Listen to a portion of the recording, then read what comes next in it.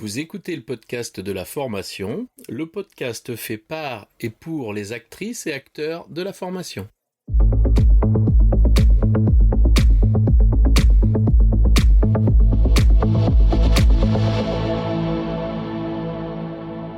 Bonjour et bienvenue. Je suis ravi de vous recevoir sur le podcast de la formation, dédié aux formatrices qui souhaitent profiter de retours d'expériences terrain qui fonctionnent et de stratégies détaillées étape par étape. Chaque épisode vous permet de mettre en place des actions immédiates et d'obtenir des résultats efficaces et concrets. Bonjour et bienvenue sur le podcast de la formation. Je reçois aujourd'hui Nadia Bouali. Nadia, peux-tu te présenter ? Bonjour Laurent, bonjour à tous. Donc effectivement, je m'appelle Nadia Bouali, je suis aujourd'hui formatrice chez Graines de Réussite. Je suis aussi dirigeante de ce centre de formation. Alors je n'ai pas toujours été dans le domaine de la formation. J'ai travaillé pendant très longtemps en tant qu'infirmière, pendant de nombreuses années. D'abord quelques années en réanimation, puis quelques années en tant que libérale, et c'était deux perceptions complètement différentes de mon métier, puisque en réanimation, on s'occupait de patients dans des états très critiques avec très peu d'échanges, puisque dès qu'ils allaient mieux, ils remontaient dans les services, donc on était très focalisé sur la maladie. Alors que quand je me suis installée en libéral, là c'était une toute autre perception de mon métier, parce que il n'y avait plus seulement la maladie, il y avait aussi tout l'univers du patient, qu'il soit familier, qu'il soit social, enfin vraiment on rentre dans l'intimité de chacun, et là c'est tout un monde qui s'ouvre à nous du coup. Et quand pendant ces années alors c'était des années très riches pour moi d'enseignement, parce qu'on apprend beaucoup auprès des patients, et quand on côtoie beaucoup la maladie, la mort.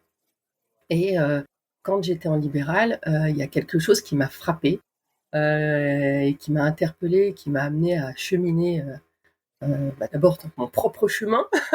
Eh bien, c'était que la majorité des patients, allez, pour pas dire tous, on va dire peut-être aller entre 90 et 95% des patients, attendaient des événements critiques, difficiles, d'être peut-être pour certains en fin de vie, pour prendre conscience du temps qui passe, euh, et, euh, et, euh, et formuler du coup énormément de regrets.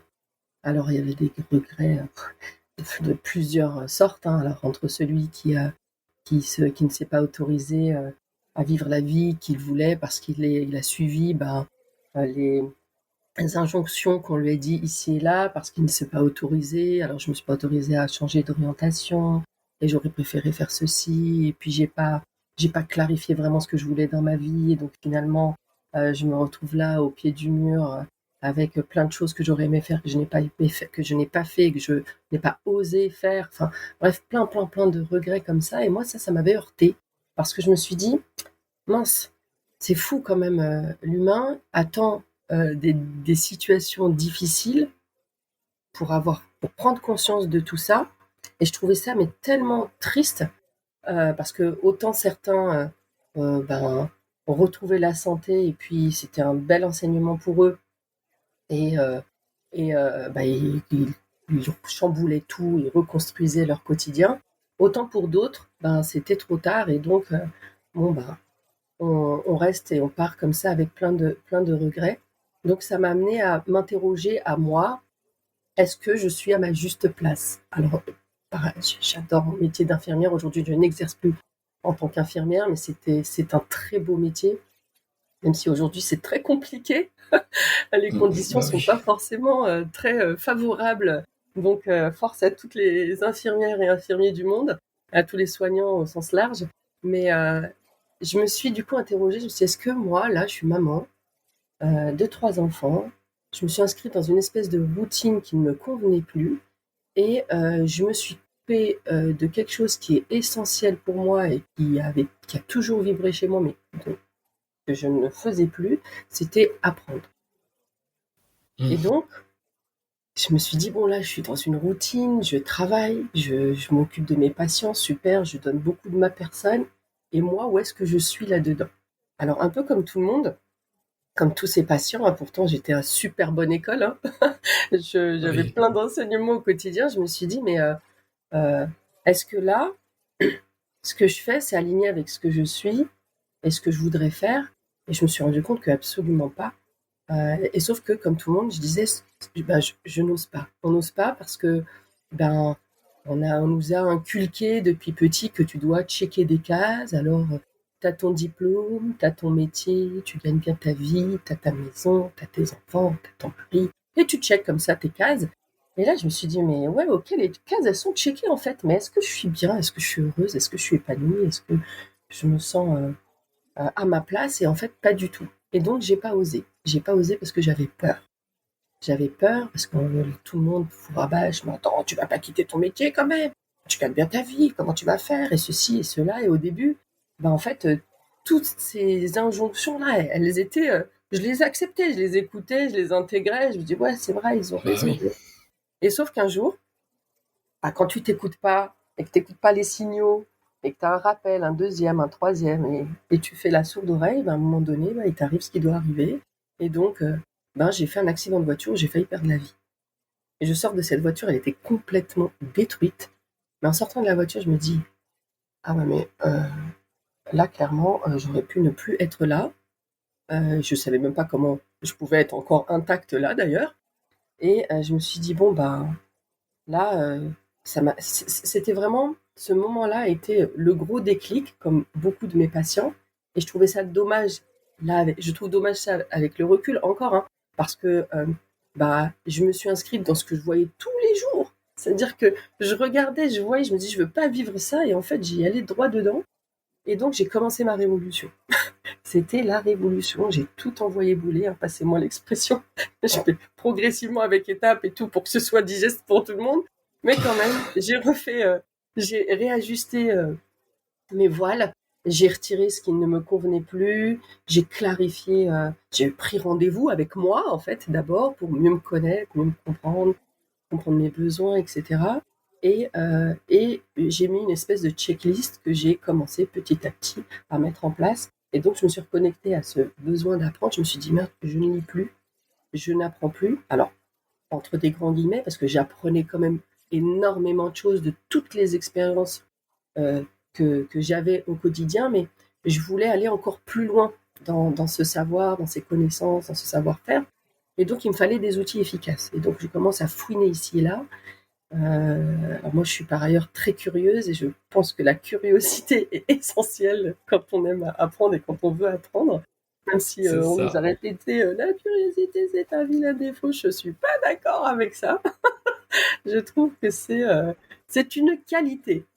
Après, il y a l'art et la manière de le communiquer, mais c'est une qualité. Et donc je creuse, je creuse. Et là, je découvre des tas de stratégies incroyables de lecture, de mémorisation, de synthèse avec la carte mentale. Et je me dis, mais c'est incroyable tous ces outils, pourquoi on ne les a pas donnés à l'école en fait? Bon, à l'école, on a appris des tas de choses extraordinaires et là, euh, mais j'aurais gagné un temps énorme. Donc, j'apprends tout ça, je participe à des championnats, je fais des championnats du monde, j'obtiens des titres en tant que vice-championne du monde de carte mentale. Enfin, et je m'épanouis dans tout cet univers et je me dis, mais en plus, ce sont des outils qui sont utiles non seulement pour les enfants dans le cadre de l'apprentissage, mais aussi pour nous, adultes, dans le cadre de la gestion de notre quotidien, de la gestion des informations. On a des informations toute la journée, on est dans un monde qui va vite. Et savoir apprendre, pour moi, est essentiel.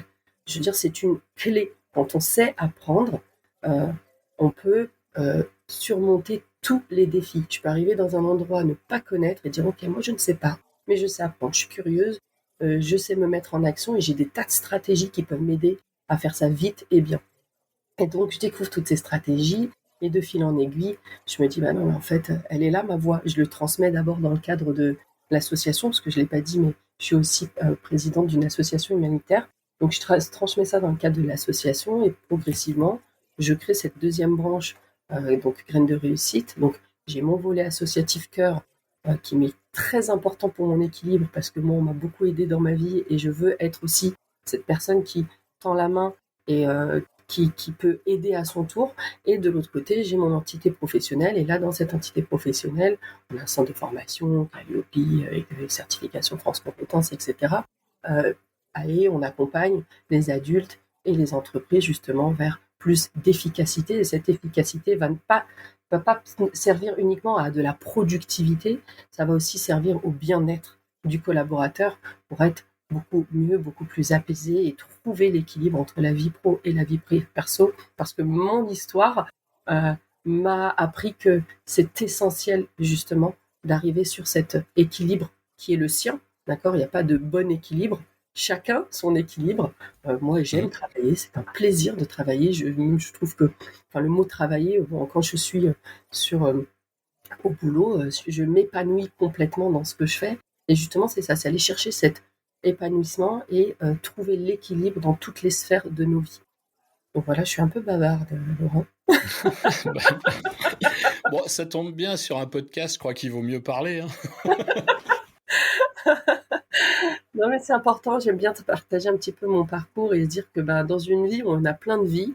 Il faut s'autoriser justement à les vivre toutes et pas se dire oh c'est pas possible ou j'y arriverai pas ou pourquoi ou je suis trop vieux ou je suis pas assez intelligent ou je suis trop nul. Enfin bon bref, et toutes les injonctions que les uns et les autres peuvent s'envoyer toute la journée. En fait, pour moi, je pars du postulat où tout est possible à partir du moment où on s'en donne les moyens.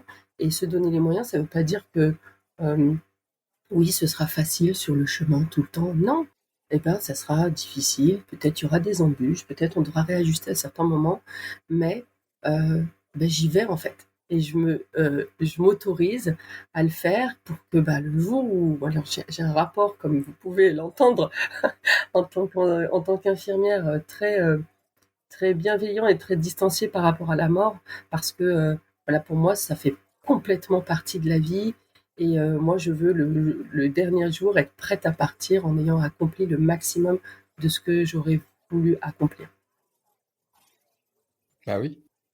L'idée, c'est de nous emmener sur le chemin qu'on trace en vérité. C'est comme tu le disais, c'est important de dire qu'il n'y a pas de voie, il y a sa voie. C'est ça. Savoir se trouver, savoir oser, hein, oser. On est souvent dans une problématique de qu'est-ce que vont dire les autres. C'est ça. Et tu l'as dit tout à l'heure, j'ai pris le temps de me reconnecter à moi-même. J'en ai parlé avec moi-même. C'est-à-dire, qu'est-ce qui pour moi est important ? Qu'est-ce qui va me donner ce grain à moudre au quotidien pour faire de ma vie un miel quotidien, l'envie d'y aller tous les jours. Je me retrouve tout à fait dans ce que tu dis. Moi, j'ai pas de notion de travail ou pas de travail. J'ai des notions d'échange avec des gens, de partage. C'est ça qui est intéressant. On fait des métiers où on est connecté à l'humain, oui, on partage, on regarde les gens grandir, on apprend d'eux-mêmes. Quand je forme des formateurs, souvent quand ils reviennent de stage, ils s'attendent à ce que je leur dise qu'est-ce que vous avez fait, quels étaient les contenus que vous avez partagés. Moi, je leur pose une question simple, qu'est-ce que vous avez appris ? C'est ça. Ils sont un peu décontenancés au début, mais au deuxième stage, ils sont attentifs à ce qu'ils apprennent, tout compte fait, parce qu'on ne peut pas voir ce qu'on ne connaît pas, et on ne peut pas imaginer une chose dont on n'a pas perçu les contours, et tout d'un coup, quand on leur dit, tu réfléchiras à ce que tu as appris au quotidien, et tu le noteras. Moi, je leur faisais noter sur un petit carnet, aujourd'hui j'ai appris ça, aujourd'hui j'ai appris ça. Et du coup, ils étaient beaucoup plus attentifs à ce qu'ils faisaient pour eux-mêmes et ça donnait plus de valeur à la perception qu'ils avaient d'eux-mêmes et du travail qu'ils faisaient. Tu vois, c'est vraiment ça. Mais c'est essentiel, hein, on apprend tous les jours en réalité. Et si on se pose et qu'on regarde, on prend de la hauteur et on regarde et on en apprend tous les jours, que ce soit des autres, on apprend de tous et de tout le monde. Ça peut être d'un enfant, d'un adulte, d'un expert, du voisin, d'une expérience de vie, d'une difficulté qu'on rencontre, d'un problème. Encore, j'aime pas appeler problème, je préfère. J'avais une amie qui disait c'est des stars, des situations temporaires à résoudre. Et donc, du coup, quand tu arrives sur un problème, quand elle me disait ça, je dis oui, finalement, le dire comme ça change toute la perspective. Bah oui. Donc, les situations temporaires à résoudre. En plus, tu es content. Si c'est à résoudre, tu as résolu. Si tu as résolu, tu as réussi. Si tu as réussi, tu célèbres. Si tu célèbres, tu es heureux. Si tu es heureux, tu avances plus facilement. Complètement. Assez simple. Je suis intéressé quand tu me parles de mind mapping, tout ça là, comment tu dis ça peut aider les enfants, ça peut aider les adultes. Tu peux petit peu nous en parler d'une pratique, comment ça aiderait dans le quotidien et comment peut-être nos amis formateurs et formatrices pourraient intégrer cette pratique si déjà ils l'ont pas soit pour eux-mêmes, soit dans leurs enseignements. Alors oui, nous on transmet des tas de stratégies, mais c'est vrai que la carte mentale est ou le mind mapping, hein, on entendra entendre toutes les appellations, carte mentale, carte mind mapping, carte heuristique. C'est un véritable couteau suisse. Moi, je sais pas, je ne sais plus comment je faisais avant, et je me dis mais comment font ceux qui ne l'utilisent pas? C'est Mmh. un excellent outil de synthèse, de clarification, de mémorisation, de résolution de problèmes, et j'en passe vraiment. C'est-à-dire que c'est une technique qu'on peut utiliser, que ce soit dans la sphère privée, que ce soit dans l'apprentissage pour les enfants, que ce soit dans le domaine professionnel pour gérer des réunions, pour synthétiser des réunions, pour prendre la parole en public. C'est vraiment un outil qui est très complet parce qu'il est calé sur le fonctionnement du cerveau. Donc, il va utiliser toutes nos façons de fonctionner. Donc, c'est très... alors, quand on regarde comme ça, on a l'impression que c'est un dessin. Certains, quand on ne connaît pas, on se dit « Oh, c'est un peu trop créatif pour moi ». Alors qu'en vérité, une carte mentale, c'est très structuré. On a un cœur de carte qui correspond à la thématique, au sujet. On a ensuite des branches qui correspondent aux thématiques les plus générales. Et plus on s'excentre, et plus on rentre dans de la précision. Donc il y a une hiérarchie. Il y a une hiérarchie aussi dans la façon de lire les cartes, la carte. Dans une carte mentale, il y a essentiellement des mots-clés. Donc c'est un vrai outil de confiance en soi aussi, parce que souvent, on a tendance à vouloir écrire tout ce qu'on va dire au mot près, alors qu'en vérité, on a complètement la compétence de pouvoir créer des phrases à partir de mots-clés, restructurer les informations progressivement, petit à petit, en déroulant notre carte mentale. Et comme c'est une feuille qui fait une feuille, parce que souvent c'est sur un format qui est A4, en format paysage, il y a des couleurs. Donc le cerveau, c'est beaucoup plus agréable pour lui, c'est aussi beaucoup plus agréable, c'est beaucoup plus facile aussi pour pouvoir structurer, parce que chaque couleur, une thématique. Donc moi, quand je crée ma carte, par exemple, et que j'ai une prise de parole, une conférence à donner, je n'ai même pas besoin de ma carte sous les yeux, elle est imprimée dans mon cerveau, parce qu'en plus il y a des images, donc il y a l'alliance des mots, donc le côté un peu logico-mathématique, et de la créativité qui est essentielle dans nos vies, dans tous Mmh. les domaines de nos vies, d'accord. Le dessin, le cerveau traite beaucoup plus rapidement une image qu'un mot. Mmh. C'est étudié, c'est su. Donc c'est vrai que on peut l'utiliser. Donc au niveau de la structure, c'est vraiment calé sur le fonctionnement du cerveau. C'est aussi un outil de mémorisation. Moi, je le vois quand j'accompagne les enfants. Je leur dis, ok, je vous donne une carte mentale là. Vous avez vu, il y a une thématique. On le fait, on déroule ça ensemble en 7 minutes.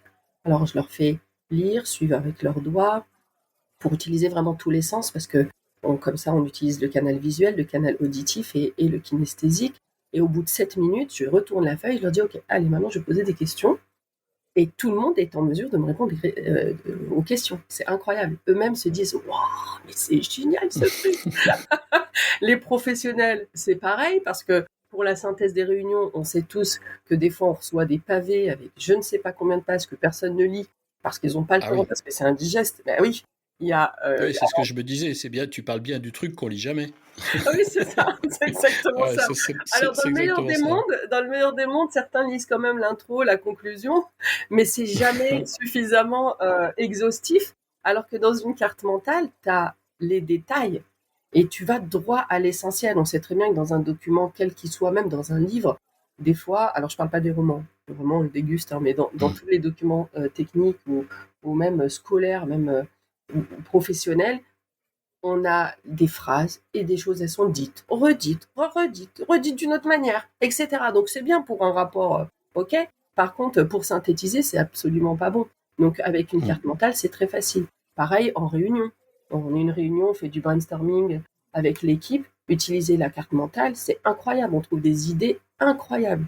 C'est vraiment, ça débloque la créativité de chacun des collaborateurs. Et là, tout de suite, t'as des personnes qui s'autorisent à dire des choses qu'elles n'auraient même pas osé dire dans un autre contexte. Et elle Mm. dit, ouais, non, mais, ah oui, d'accord, ok, oh, ok, je comprends la puissance de cet outil. Et puis en tant que formateur, moi, je trouve ça euh, incroyable aussi pour pouvoir synthétiser, clarifier tout ce qu'on aborde en fonction des thématiques de chacun. Voilà, faire avoir des slides très avec beaucoup de texte.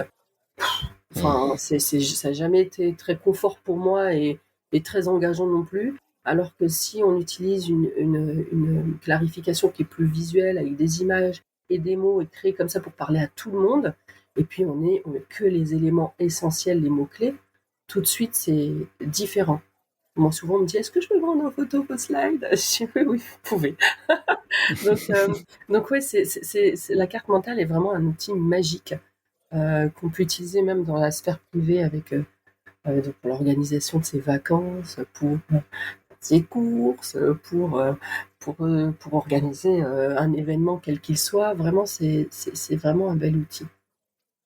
Je crois qu'il y a aussi quelque chose d'important que tu as dit au début, c'est Mhm. qu'on n'a pas besoin d'une débauche de technologie pour faire une carte mentale. Il faut Non, une feuille et trois crayons ou un crayon quatre couleurs, tu vois, dans le pire des exactement, cas. Et ça, exactement. ça aussi, c'est important. Puis quelque chose auquel je m'adonne moi assez souvent, c'est la facilitation graphique. Et c'est justement Oui, cette capacité de remplacer des mots par des images qui soient univoques, hein, qui dans le contexte complètement. n'aient pas d'autres interprétations que celles qu'on veut lui donner. Eh bien, on peut dessiner avec un trait, un carré, un triangle, un rond. C'est ça. Et déjà là, on commence à faire pas mal de trucs, hein.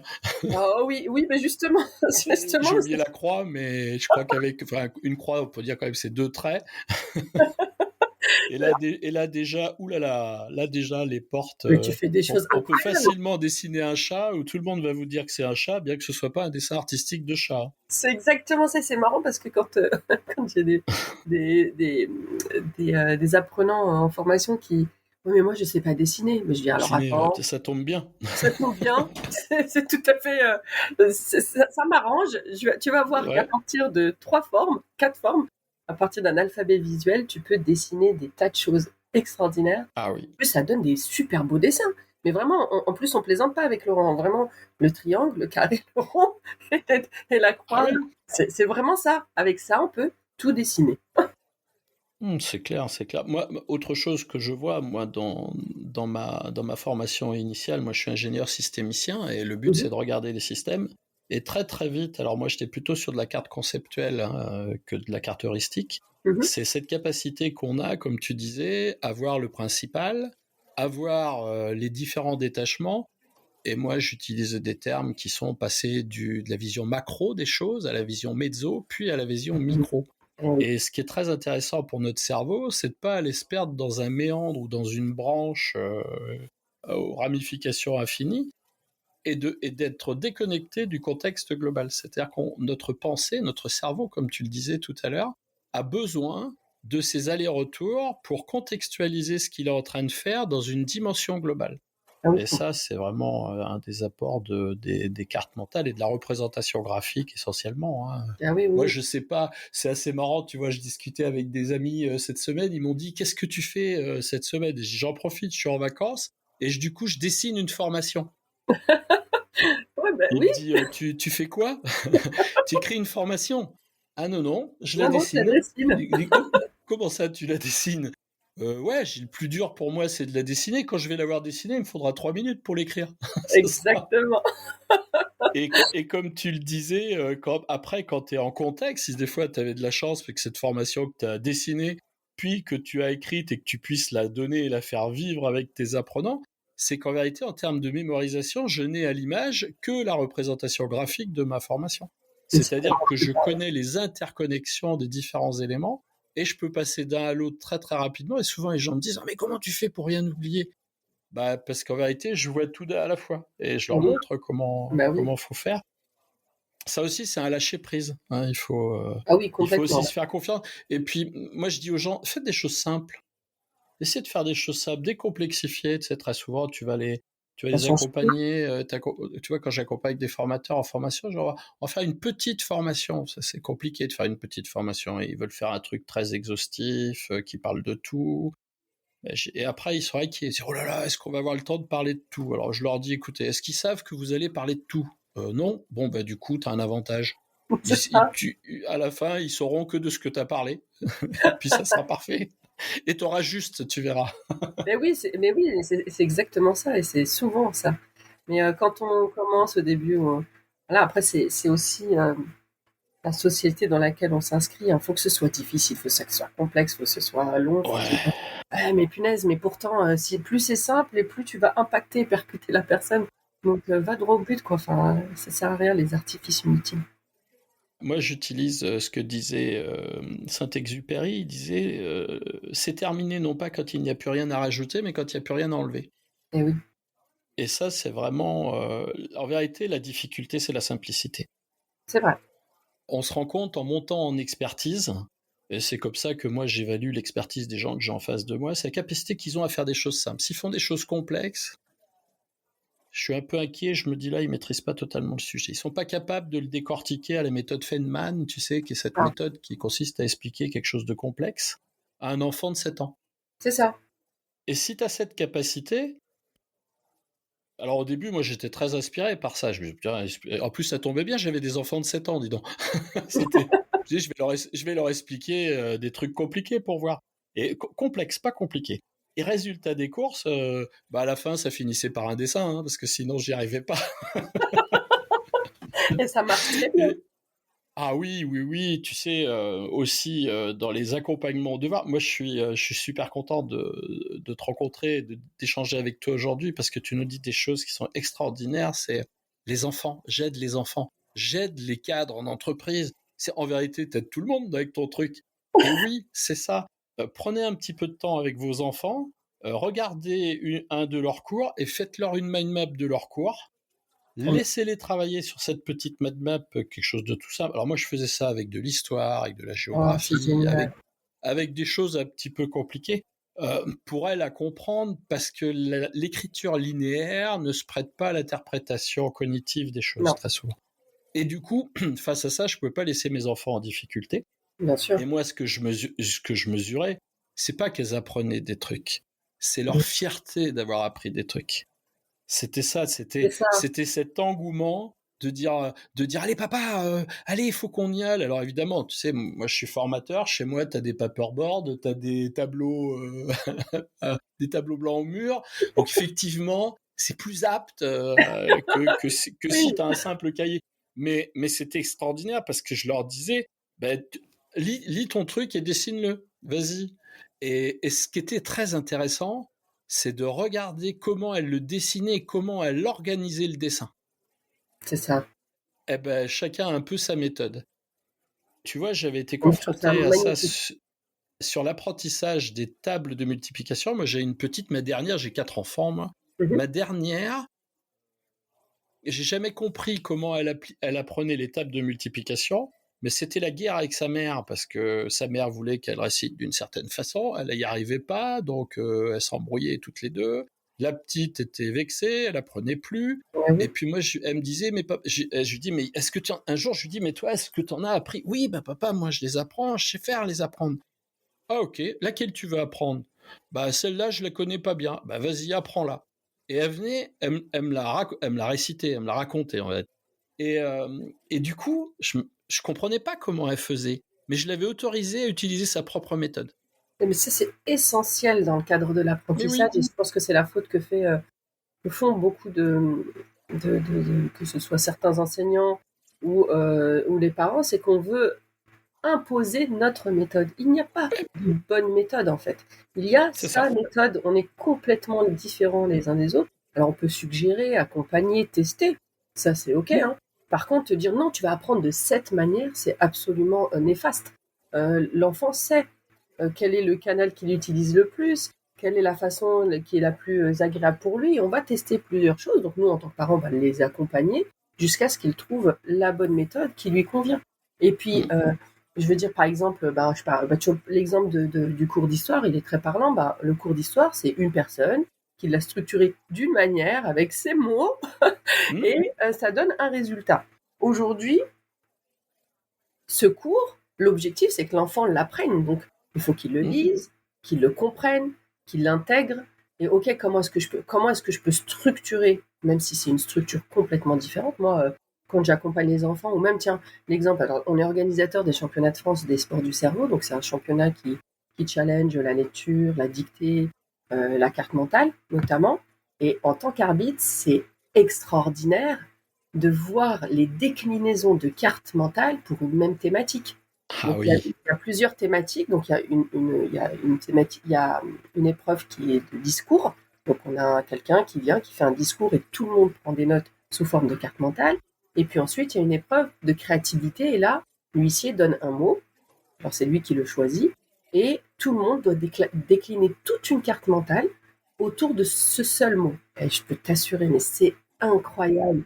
C'est énorme. C'est-à-dire qu'on se dit, mais mince, moi, j'aurais jamais pensé à structurer comme ça. J'aurais jamais mis tel contenu. La structure du discours, tu retrouves toutes les informations dans la carte, mais alors chacun y a été de sa logique, de sa créativité, et c'est tellement plus puissant parce que ça veut dire que l'enfant, derrière, et je dis l'enfant, mais c'est valable pour les adultes, hein, derrière, il est en mesure de restituer parce que c'est lui qui s'est approprié les informations. Il les a prises, il les a compris. Il a compris les informations, il les a restituées, il les a synthétisées sur cette carte mentale selon sa logique. Moi, je sais qu'en formation, une fois, j'ai eu une maman, elle me dit, mais je me rends compte que j'ai accompagné mon enfant à faire une carte mentale, mais je me suis rendu compte que j'avais pas la bonne stratégie parce que je voulais qu'il fasse la carte mentale selon La moi. même que moi. Elle me dit, et je comprenais pas, je lui disais, mais mince, c'est un super outil. Et sauf que l'enfant était buté, mais je lui dis, mais en fait, est-ce que tu l'as laissé lui structurer sa carte mentale selon sa logique à lui? Après, toi, en tant que parent, tu peux toujours apporter des petites précisions, clarifications pour l'aider à faire encore mieux. Mais faut que l'enfant soit acteur et reprenne justement ce plaisir, tu vois, tu prends l'exemple de ta fille, qui est très, très juste, mais tu l'as accompagné à prendre plaisir à apprendre. Aujourd'hui, souvent, l'apprentissage a une connotation négative. C'est dur, c'est pénible, c'est long, c'est ennuyeux. Ouais. Pour lire des livres, mais je trouve que c'est hyper dommage en fait. Et je dis aux parents, mais vos enfants ne lisent pas. Est-ce que vous lisez? Ah bah non. Donc en fait, ton enfant, le seul référentiel qu'il a de la lecture, c'est les livres indigestes qu'on lui file à l'école, qui ne sont pas de son univers. Et donc pour lui, forcément, lecture égale ennui, égale long, égale j'aime pas ça. Alors que si tu t'accompagnais ton enfant à la bibliothèque, tu lui demandais de choisir des livres des thématiques qu'il aime, lui. Alors si c'est des BD, c'est pas grave, ce sont des livres. C'est pas grave. Bah oui, ou tu t'assois avec ton enfant, tu fais un petit temps lecture et puis en même temps tu vas créer des souvenirs incroyables dans la tête de ton enfant. Ah, Et oui, même si c'est que 10 minutes, tiens. parce que souvent on se met des objectifs un peu trop énormes en voulant faire des heures et des heures. Mais 10 minutes par jour, juste 10 minutes, ça suffit. Ça suffit et petit à petit, on va créer cet engouement, cette envie et reprendre le plaisir d'apprendre un enfant, un adulte qui n'apprend plus. Bon, pour moi, hein, ça c'est ma croyance, c'est quelqu'un qui finit par s'éteindre en fait. Ah oui. Tu n'existes plus dans l'apprentissage. Je pense à plusieurs choses quand tu me parles. Tu sais, moi, je faisais un petit exercice avec mes enfants. Mhm. Je leur faisais faire un exposé tous les 15 jours. Je leur donnais un sujet, genre, alors pour des petits, hein, des enfants qui sont à partir de la 6e, je leur disais, pour la semaine prochaine, vous m'expliquerez en quoi la physique quantique peut modifier le rapport au développement cognitif. Excellent. Et là, au début, ils me regardaient. Ah ouais, non, mais... Ouais. Alors, je l'écrivais quand même pour qu'ils aient une trace, tu vois. Tu sais que 15 jours après, j'avais un exposé très simple. Alors là, je viens de te dire un truc débile hein, comme sujet. Oui, oui, J'avais oui. un exposé très très simple où l'essentiel de ce qui était à dire sur le sujet était trouvé. C'est-à-dire la capacité qu'on a à pas se dire qu'on ne sait pas, mais à chercher comment on trouve. Et à recroiser l'information. Et à rechercher de l'information, du croire. Oui. Et ça a été pour moi, pour la capacité de mes enfants à réussir à l'école, ça a été quelque chose de Ouais, très tu l'as fait un intéressant. super beau Bien cadeau. que pour certains d'entre eux, l'idée a été de non mais papa, tu sais, je me plie à ce qu'ils veulent en façade, hein, pour le reste, je fais selon ma méthode. Et ça, il y avait ça vraiment. Un autre élément qui m'a touché là quand tu viens de le dire, quand ma fille aînée a eu son premier enfant, ma première petite fille, Mhm. je lui ai dit, j'ai été discuter avec elle dans la semaine qui a suivi la naissance de ma petite fille et je lui ai dit, tu sais, maintenant tu n'es condamné que à lui fabriquer des souvenirs. Et oui, c'est Et exactement c'est ça. ce que tu as dit tout à l'heure. Et c'est totalement ça. Il faut avoir la capacité d'échanger et de créer des simulations cognitives d'ancrage à long terme de souvenirs, et ça passe par les émotions. Oui, C'est-à-dire qu'un enfant, il va garder en tête ses émotions et cette, cette réussite qu'il a, mais pas de réussir, de, de te montrer ce qu'il a fait lui. C'est ça qui est important, et oui, c'est ça. de donner cette capacité d'expression. Et j'ai une autre chose que j'ai trouvé géniale, c'est quand tu disais, oui, alors je regardais toutes ces cartes mentales, il n'y en avait aucune de pareille et tout ça. Et moi, quand j'enseigne, je leur dis, tiens, ben, vous allez me créer ça. Et à la fin, ils sont tous là à me dire, ouais, mais monsieur, mais vous, vous en avez créé un parce qu'on voudrait voir celui que vous avez créé et tout, le vôtre, tu sais, le truc, la parole unique, quoi, le Eh Saint oui, Graal. Non, mais j'ai dit là, non, dommage. mais j'ai dit, mais j'ai pas la prétention de faire mieux que vous. Et oui, Et et ce que je leur dis, appliquez en tant que formateur ce que moi j'applique quand je vous enseigne les choses, c'est-à-dire que je vous pose des questions auxquelles je n'attends pas de réponse. J'attends votre réponse. c'est magnifique. J'attends votre propre analyse. J'attends votre vision des choses. Parce que vous ne serez jamais que le meilleur de vous-même. Vous ne serez jamais une pâle copie de moi. Et c'est ça qui est important, de leur permettre de faire ça, d'accepter, de s'accepter avec avec, tu sais, tous ces petits travers, tous ces petits trucs qui sont pas Mais c'est parfaits. ce Moi, qui je suis fait la vachement beauté. content de pas être parfait. Mais c'est ce qui fait la beauté du monde, en fait. Et c'est ce qui fait Mais aussi oui, cette complémentarité. En fait, on est un peu comme les uns et les autres, comme des pièces d'un puzzle. Et bah, quand on assemble toutes les pièces, on a un super beau tableau. Et si on ah était oui, tous les mêmes, mais ce serait tellement ennuyeux, ce serait triste. et triste aussi. Donc, Ça serait vraiment triste.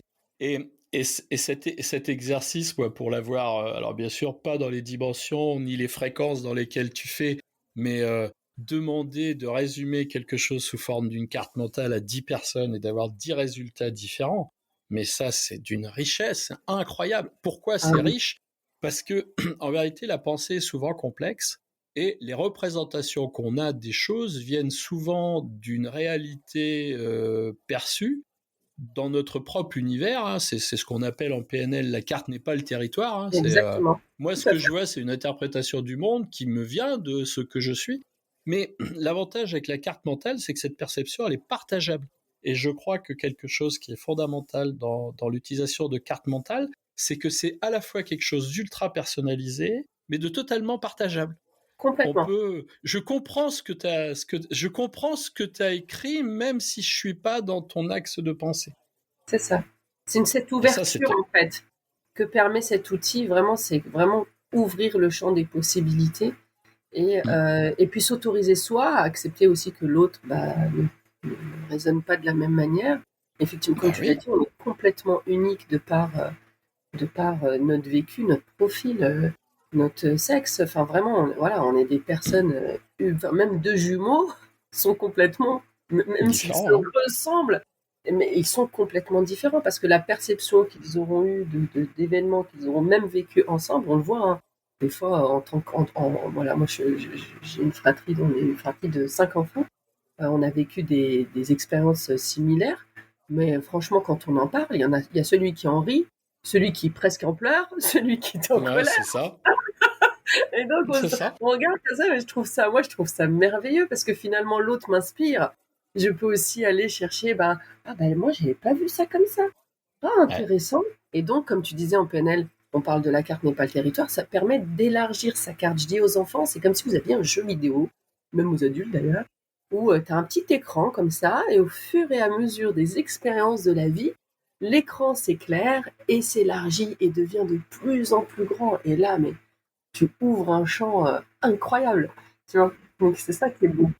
Je crois que cet outil nous permet de développer ce qui, un, pour moi, est fondamental, et deux, pas assez présent dans nos apprentissages, c'est l'esprit critique. C'est-à-dire la capacité à échanger avec l'autre, non pas pour répondre, mais pour comprendre. Eh Et oui, cette capacité qu'on a à chercher la compréhension Et si souvent on le faisait, on serait pas. Aujourd'hui, quelqu'un va t'exprimer une idée qui est différente de la tienne, on va rentrer en opposition. Pourquoi rentrer en opposition? T'as pas la même idée que moi. Moi, j'aimerais comprendre comment cette idée elle est venue. Je veux savoir Oui, comment t'en es rendu à penser ça. Et du coup, si je comprends comment t'es venu en penser ça, peut-être que ça va bouger mes lignes ou pas, peu importe. Mais en tout cas, je vais avoir une vision critique des choses. Et c'est ça, ça. aujourd'hui, je vois pas d'enseignement, moi, dans cette dimension. Et du coup, ça crée quoi? Ça crée énormément de discussions et d'échanges stériles. Quand tu regardes des gens échanger, moi j'ai la chance d'être quelqu'un qui rencontre beaucoup de gens et d'écouter les Mhm. gens, et les écouter entre eux. Mais ils s'écoutent pas. Ils échangent, mais ils Non, s'écoutent pas. c'est Des exactement fois, ça. je leur dis, arrêtez d'écouter pour répondre. C'est-à-dire qu'en vérité, la personne, elle énonce un début de phrase. Ils sont déjà en train de faire la réponse sans tenir compte de ce qui va venir derrière. Et des fois, ça crée des espèces de trucs. Des fois, ça peut être rigolo parce que tu te rends compte que Oui, deux personnes sont en train de se fighter en disant toutes les deux la même chose. Et tu es obligé au bout d'un moment de leur dire, mais attendez, là, le sujet, il n'y a pas de sujet de désaccord. Vous dites tous les deux la même chose. Toi, tu le dis comme ça, toi, tu le dis comme ça. Ah bon? c'est Ah non, ça. non, mais moi, je le dis pas comme ça. Bah si, tu vas voir. Et ça, c'est intéressant d'avoir cet outillage aussi qui va nous permettre de poser l'écoute, Oui, une écoute active, une écoute, vraiment une écoute attentionnée, c'est offrir à l'autre un temps où je suis disponible pour toi, Nadia. Tu me parles, eh ben c'est ça. j'écoute. C'est ça. J'écoute ce que tu me dis. J'ai besoin de me nourrir de ce que tu me dis. Et dans un deuxième temps, je poserai des questions d'éclaircissement. Peut-être il y a des choses que j'ai pas compris, peut-être, tu vois. Et ça, je crois qu'aujourd'hui, les gens devraient apprendre à écouter pour comprendre. Ah oui, mais Comprendre ce que ça, l'autre veut c'est te vraiment dire. essentiel. Ça changerait tout.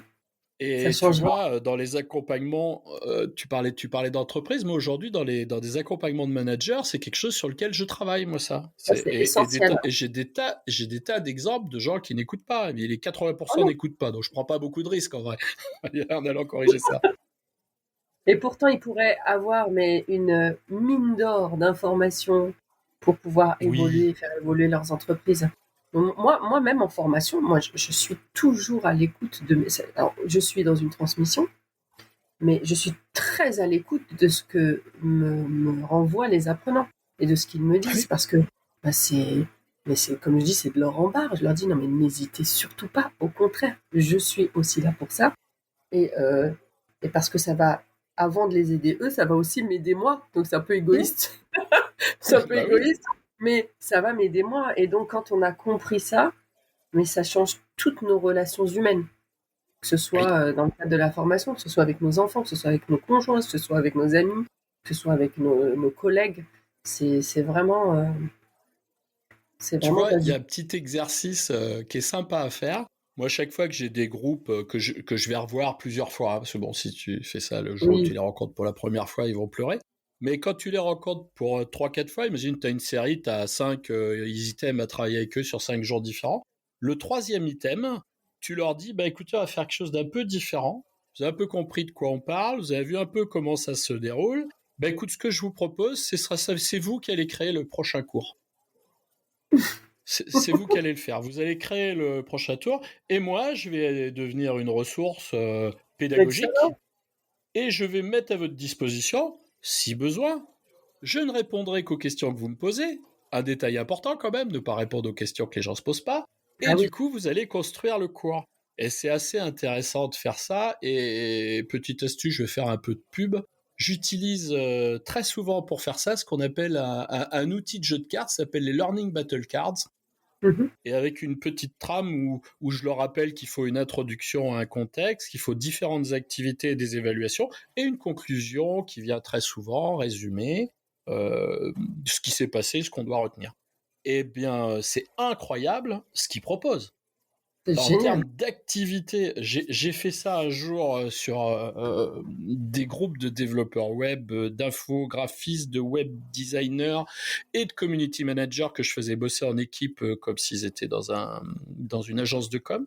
Mhm. Et je leur ai dit, écoutez, vous allez me décrire toute une phase d'accueil de clients, de traitement de son produit, de présentation de votre solution. Tu sais qu'ils m'ont fait un truc basé sur la Casa des Papel? Excellent. Un truc de fou, puisqu'on était parti sur donc une gestion de projet. Et donc là, j'avais un product owner, un scrum manager qui était là pour dire, bon, alors là, on faisait les daily meetings le matin, 10 minutes. Bon, ben voilà, on avait prévu que pour développer ça, il fallait 3 jours à 3. Bon, ben il nous faut 5 jours. Du coup, on va mettre une personne de plus, tu vois. Et Excellent.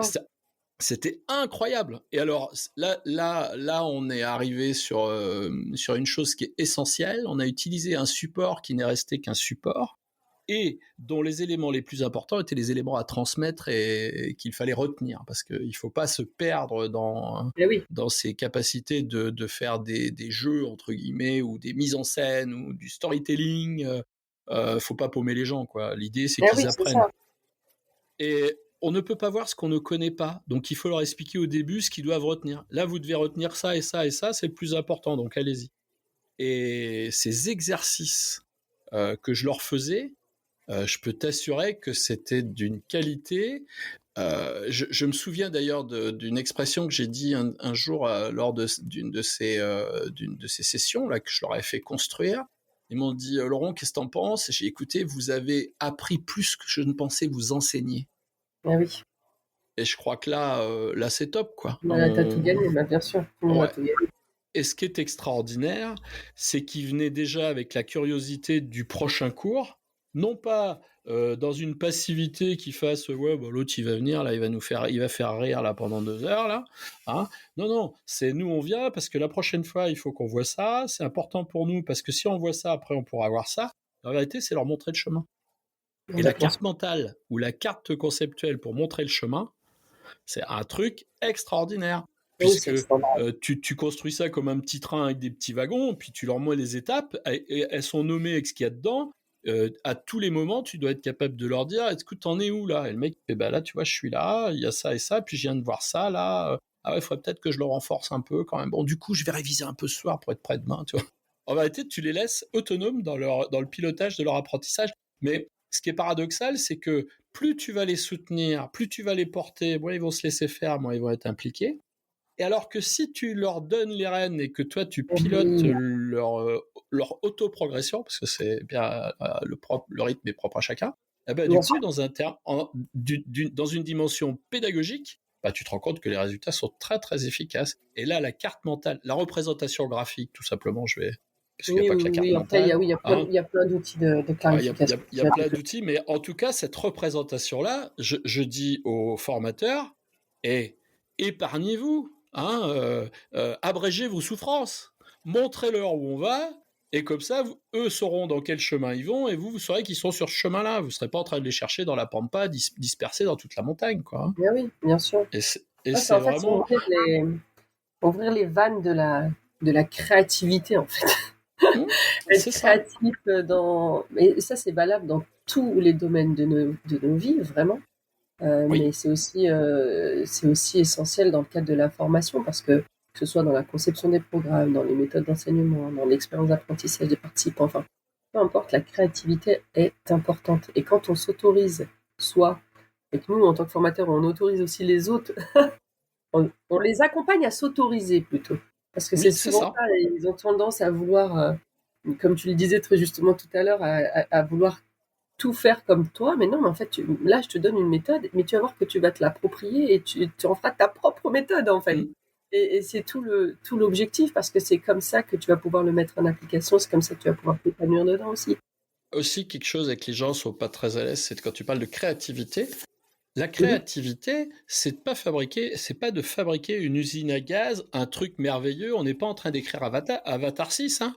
Non, non, non. Exactement. La créativité, c'est comment je vais permettre aux autres, dans une situation donnée, d'exprimer un savoir-faire qui va pouvoir être évalué. Parce qu'on reste quand même des formateurs, hein, Bien sûr, bien initialement. sûr, bien sûr. Parce que des choses pas évaluées, pouh là là, Bah, oui, non. là là là, j'en vois tous les jours, moi. Ah oui, Et mais ça, c'est c'est sûr, c'est certain. Mais aujourd'hui les formations, il y a vraiment ah oui, il y a à boire et à manger, malheureusement. ouais, je lis souvent les écrits de Potiez, là, qui est quand même quelqu'un qui nous inspire tous en termes d'évaluation. Mhm. Je comprends qu'à des moments, il pousse des coups de gueule, hein, parce que on est en 2024. euh, la quantité de choses qui sont proposées où il n'y a aucune évaluation, où il n'y a aucune capacité de permettre aux gens de s'auto-évaluer, surtout.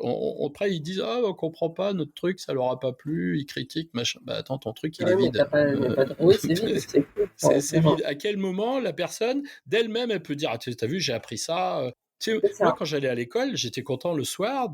Mes parents, ils me disaient « Alors, qu'est-ce que t'as appris ?» Bah, bien Ah, sûr. bah, j'ai appris ça, ça et ça. Ah ouais, c'est quoi ça? Ah bah, c'est ça, ça et ça. Ah bon, et comment ça marche? Bien sûr, mais c'est essentiel. C'est Ah essentiel. oui, Je le fais et systématiquement oui. à toutes mes formations.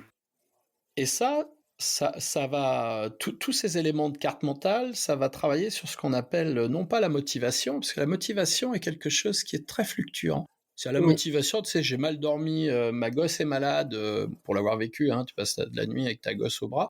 Le matin à oui. 9h, t'es pas le même homme. Hein. Il s'est Ah passé bah des non, choses dans la nuit là qui. Pouf. Et du coup, forcément. ta motivation, elle est fluctuante en fonction d'énormément de paramètres internes, externes. Par contre, moi j'ai beaucoup travaillé sur la volition, c'est ta capacité à vouloir faire les choses. Celle-là, elle est beaucoup moins impactée et elle est beaucoup plus génératrice d'efforts sur le long terme. Et quand les gens savent ce qu'ils veulent et que tu leur as fait avoir une bonne représentation que ce qu'ils veulent, et leur faire dessiner ce qu'ils veulent, c'est-à-dire leur vie dans... tiens, dessine-moi ta vie le 1er janvier 2025 et tu sors de formation le 15 décembre. Ben là, tu as une voiture, une maison, tiens, une fille, une copine alors. Ah, puis t'as tes parents, ils sont plus loin, tu vois. T'habites plus chez tes parents alors du coup. Ah Ah, voilà. et puis il y a des sous. Ah, les sous, c'est bien aussi. Hein. Mais c'est vraiment, c'est incroyable et c'est tellement plus parlant. Ah oui, et ces choses-là, tu sais, moi je les utilise, mais avec tout le monde, hein, pas qu'avec les enfants, hein, avec les adultes. Moi, je, Ah moi, oui, je oui, forme bien pas sûr. moi, je forme pas des enfants à part les miens. J'ai eu fort à faire. Maintenant, mes petits enfants.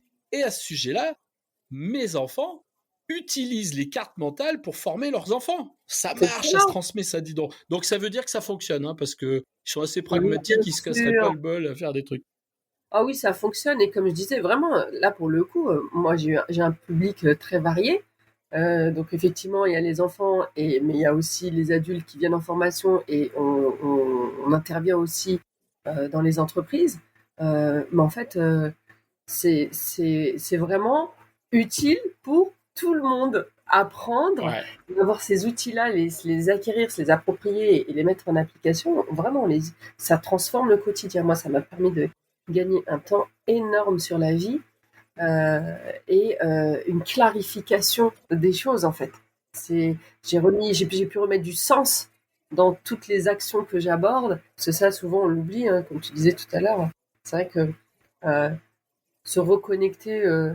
Alors, voilà, tout à l'heure, tu parlais de motivation. Oui, c'est pas la motivation, effectivement. On va dans quelque chose de beaucoup plus profond, de beaucoup plus Oui. intense, qui nous permet de tenir sur la durée. Et quand tu Mm. accompagnes les apprenants à clarifier ça, moi, je fais systématiquement à chaque début de formation, c'est la première chose que je fais, quoi. Donc, on se pose, pourquoi Ah vous oui. êtes là? Qu'est-ce que vous venez faire là? Mm. Là, moi, je veux pas que ce soit une énième formation que vous allez consommer, dépenser des sous et puis après aux oubliettes.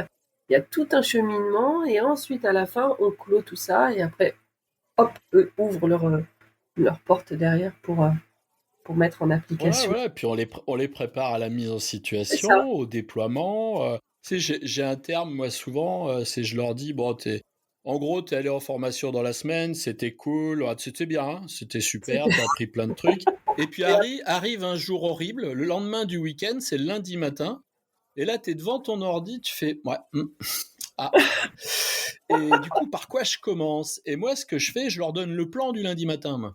oui, c'est C'est ça. mieux, Ouais, oui, oui, non, mais c'est c'est vrai. mieux. Moi aussi, je leur demande de décortiquer un plan détaillé alors, Hmm. en fonction de chacun, donc chacun bosse sur son propre plan, parce que bon, bah, une maman avec 4 enfants comme moi, avec toutes mes casquettes que j'ai, ça va être différent d'une maman D'un d'une jeune célibataire. enfant ou d'un jeune célibataire. Ou forcément, les programmes sont pas les mêmes, les emplois du temps sont Hmm. pas les mêmes, et donc chacun cale tout ça en fonction de lui, et c'est tellement plus puissant, parce que on me dit oui, alors comment je fais maintenant dès lundi? Ah ben je lui dis Hmm. mais en fait c'est pas moi qui vais te donner ton programme. On va travailler ça Hmm. là-dessus et maintenant tout de suite. Et là vous allez créer chacun le vôtre. Alors oui je vais vous donner des conseils pour que ce soit le plus Oui, facile en l'organisation. application, voilà. Mais aucun d'entre vous n'aura le même programme d'entraînement ni de mise en pratique de tout ça. Parce que, on est différents. Il y a ceux qui préfèrent faire ça le matin, l'autre le soir, l'autre. Bref, en fait, c'est vraiment pas utiliser, prendre conscience, comme on le disait encore une fois tout à l'heure, de l'unicité, j'allais dire, de chacun. On est unique de par tout ce qu'on est, tout ce qu'on vit. Et donc, il n'y a pas de bonne ou mauvaise façon de faire, il y a ta façon de faire avec tout ce que tu vas apprendre et composer et avancer. C'est totalement ça. Je suis content qu'aujourd'hui on ait échangé ensemble, Nadia, sur cette capacité de transposer ces outils, on va dire pour faire simple, de mind mapping dans notre vie de tous les jours, dans la prise de décision, dans le partage qu'on peut avoir, euh, dans notre relation familiale, parce que vraiment c'est quelque chose. Qu'est-ce que c'est bien de voir que les gens vous montrent comment ils ont réussi. Moi, ça me nourrit, j'adore ça, quoi. Ah oui, ouais. Et vraiment, je suis très content d'avoir échangé avec toi à ce sujet-là. Je pense qu'il y a beaucoup d'autres sujets sur lesquels on pourrait tous les deux échanger. Et je crois qu'on n'est peut-être pas à même de nous réentendre tous les deux. Je crois qu'on a des choses en commun encore à partager. Je suis certaine. Je suis certaine. Et tout au long de la discussion, c'est ce que j'étais en train de me dire aussi. Je dis, il y a tellement à dire, à revoir, à voir. Ah oui, oui, et puis il y a tellement de choses qui font écho, ne serait-ce que Oui. dans les mots que tu utilises, c'est des mots que j'utilise. Et ces mots qu'on utilise tous les deux, en vérité, ils viennent d'expérience. C'est ça. Ils viennent d'un vécu totalement différent. On n'a jamais fait la même chose, on n'a pas la même culture, on vient pas du même endroit. Moi, j'ai jamais été infirmière, tu vois. Et résultat des courses, on arrive au contact de l'autre à avoir un verbatim commun sur les émotions, sur le partage. Et je trouve que ça, c'est vraiment un signe. Et j'espère que nos auditeurs se retrouveront dans ce que nous avons dit, dans ce que nous avons partagé, et ils n'hésitent pas à revenir vers toi, à revenir vers moi. Je transmettrai tes coordonnées, et surtout, ils n'hésitent pas à venir parfaire ces utilisations d'outils, ces compétences à développer à travers les programmes que tu proposes. C'est vraiment une chance pour nous d'avoir des gens qui partagent ce savoir-faire. Je te remercie, Nadia, pour cet échange et d'être venu me retrouver et retrouver nos auditeurs sur le podcast de la formation. Merci, tout le plaisir était pour moi.